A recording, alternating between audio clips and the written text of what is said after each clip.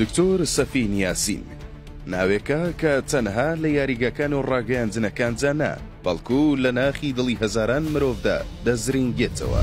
ئەو نەک تەنها سەرکردەیەکی وەرزشیە کە یانەیەکی گەیاندووەتە لووتکە، بەڵکو سیمبۆلێکی گەورەی بەخشندەیی، میهرەبانی و خۆشەویستیە بۆ گەل و نیشتمانەکەی.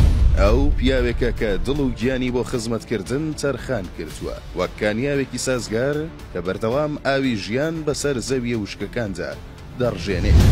ڕۆڵی دکتۆر سەفین لە کاری خێرخوازیدا قوڵترە لەوەی بە وشە باس بکرێت.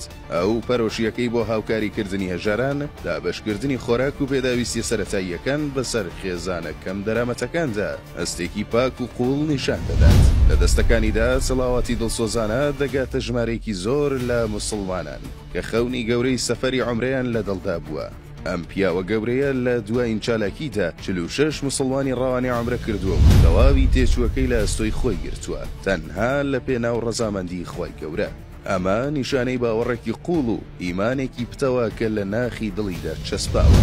دکتۆر سەفین یاسین کەسایەتیکی تەواو پابەندە بە پرەنسیپە ئاینیەکانەوە، زۆرجار لە کاتی نوێژکردن و خوێندنەوەی قورئانی پیرۆزدا دەرکەوتووە. ئەمەش زیاتر سیمای پیاوچاکی و خاوەن ویژدانی پاکی ئەو دەردەخات. ئەو بە دروستکردنی نەخۆشخانە و قوتابخانە هیوای ژیانی بۆ نەخۆشان گێڕاوەتەوە و چرای زانست و معریفەی بۆ نەوەی نوێ هەڵکردووە. دکتۆر سەفین یاسین تەنها سەرۆکێک نییە، بەڵکو باوکێکە بۆ هەژاران، پشتوپەنایەکە بۆ نەخۆشان و چرایەک بۆ ڕێگەی گەشەی وڵات.